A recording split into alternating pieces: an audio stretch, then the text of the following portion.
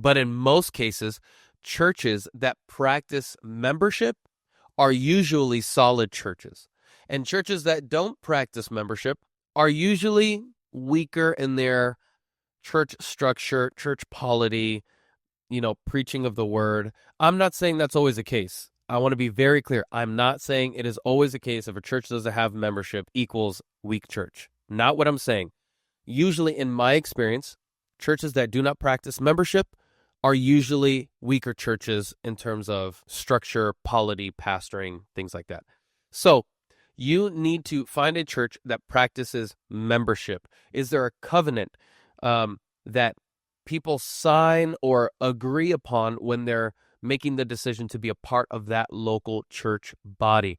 It's you basically agreeing to care for one another, to care for the pastors care for you. And I've covered this in another video. You guys can go back and look at it. But again, one of the biggest reasons for this is so that way the pastors know who they're responsible for, and you know who your biblical church community is.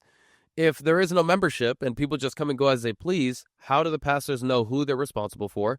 And how do I, as a church goer, know who I care for? Not saying that you don't care for people who are not members, but there is a specific love and care that you have for the people that you gather together on a weekly basis with and live life with.